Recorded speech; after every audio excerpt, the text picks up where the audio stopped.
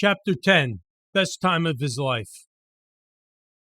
When Pop got outside, he went right to Pint, who was standing by the bikes and in conference with two heavies. Pop broke in.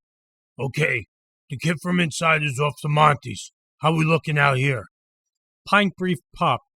We got the kid still in the car. Pop looked down the street and said, I want to do this quick. Don't give that kid in the car time to think. Give these fuckers time to think. They're going to think of something stupid. Pop turned to Pint. Go to that car and get the kid. Take a heavy. Let's get this over with. Pint turned to Craw and said, You're with me. Craw nodded at Pint. Pint nodded at Pop, and Pop said to everyone, All right, let's go. Pint and Craw stepped into the street, and Louie immediately took notice. Craw was a mountain of a biker in a leather jacket and a denim vest to hold his patches. Both Pint and Craw had an array of patches, including the 1%er. Both were inked all over their face, head, and neck. Louis said to himself out loud as he followed Pint and Craw with his eyes, What are those things? Pint and Craw walked right up to the front of Louis's car, then they turned towards the sidewalk. Pint took position directly at the side window of the car, and Craw stood by the rear door. Craw knocked on the side window with a skullhead ring given to him by one of the other heavies for his work in a clash several years ago with a rival club. The ring served well as a knocker and a warning. He knocked on the window, then motioned for Louis to roll it down. Louis rolled down the window and looked at Pint. Hey, buddy, you ready? Pint said to Louis. Louis sat there looking for an answer.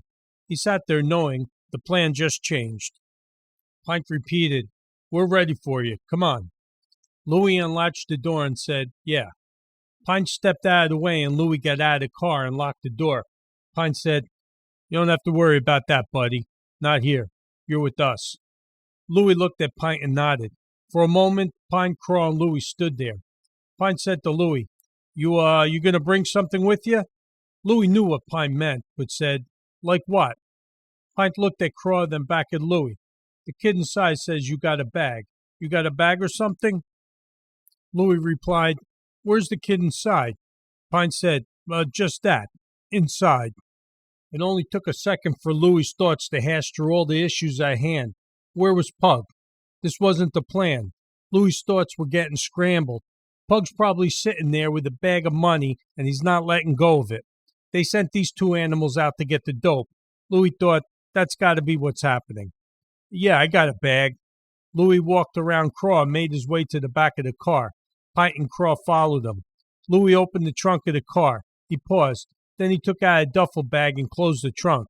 Without waiting for Pint and Craw, he headed for the entrance of Rosie's. When Louis got to the sidewalk in front of Rosie's, he could see Pop looking right past him, making eye contact with the two bikers behind him. When Louis got to Pop, he stopped, and Pint and Craw stopped behind Louis. Looking past Louis, Pop asked, Are we all set here? Pint said, I think so. Pop looked at Louis. Is that right? Louis said, Yeah. Pop said, I want to see it. Louis looked up and down the street. Let's bring this inside. The money's inside, right? Pop took a step closer to Louis. I want to see what's in the bag. I don't know you or what you got in there. Show me what's in the bag. Louis was surrounded. Pop and a heavy as big as Craw stood in front of him, and he knew Pint and Craw were behind him.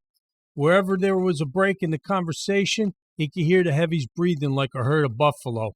He knew Craw was right on his tail. He could feel the heat coming off his body. Louis answered Pop. What's in the bag is exactly what you expect is in there. Pop looked at the bag. Let's see it. Louis didn't see any way out of this standoff.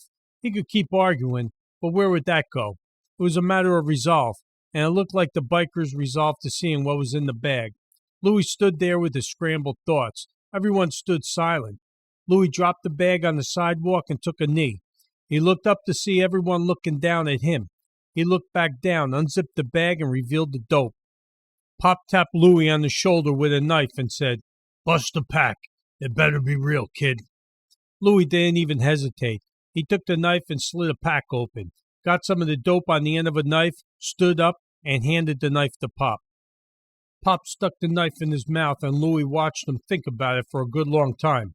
Okay, good. Before Louis could bend down and grab the bag, Pint pushed him forward, and Craw snatched the bag. Louis scrambled to catch himself, and Craw took a few steps back behind Pint. Louis looked around to see who got the bag. Craw started to walk away with the bag, and Louis said, "You motherfucker." The heavy with Pop grabbed Louis before he could get one step towards Craw. Pint then stepped in front of Louis. Pop said, "Go back to your car, kid, and get the fuck out of here while you still can." Louis tried to wrestle from the grip of the heavy. "Fuck you, give me the cash." Pop pointed the knife at Louis and said, "Listen, kid, fuck you. You fucked yourself. Walk away. It's over, and your friend's gonna meet you later. Looks like you're getting out of this alive, if that's okay with you." Pint moved close to Louis, giving him no room to make a move. Louis tried to move towards Craw, but the heavy had a good hold on him. Louis jerked and maneuvered quick to the side and pulled a gun out and pointed it at Pint. The heavy still had him from behind and was pulling him off balance. Louis started shooting. The first couple of bullets went clear over Pint's head. Pop jumped in and tried to wrestle the gun out of Louis' hand. The heavy grabbed Louis around the neck, but Louis kept firing the gun. The heavy turned Louis away from Pint, and Louis got off one last shot, which grazed Pop's ear. Pop swung his fist and the knife into Louis' stomach. The knife went in, and Louis bent over, dropped the gun, and let out a grunt from the impact of the blow. The heavy let go of Louis and grabbed the gun off the ground. Pop swung his arm out of Louis' stomach and swung the knife down into Louis' neck. He pulled the knife out of Louis' neck and proceeded to jab Louis, sticking him in the side and the back until Louis fell to the ground in a thud. His head hit the cement sidewalk, and an electric wave went through his body. He lay there motionless. Louis felt the outline of his body on the sidewalk. He lay there with great weight pressing into the ground, and he did not hear the sounds of the street or smell or see anything. All his thoughts and everything he sensed was from within. "Slick it back, Pop. We want to look sharp. Not a hair out of place. Looking sharp there, Pop. Pop, we got to stop at the bakery for bread and Grudos for sausage. Ma says to get 2 pounds, and hot if you're eating hot. I'll have a piece of hot with you, Pop. And she says don't eat all the bread on the way home." Louis let out a grunt and spit out a breath of blood. The jerking of his cough opened his mouth and forced the muscles to expand in his chest, but little air got into his lungs, which were filling with blood. His body lay on the cement, heavy and dull. "Hey, Pop, we always did all the pickups on Saturday, didn't we, Pop? We never came out short on envelopes. Everyone always had their envelopes to give you, and we always went home with a full glove compartment of envelopes. We never missed a Saturday, and we were always on time getting home to Mom.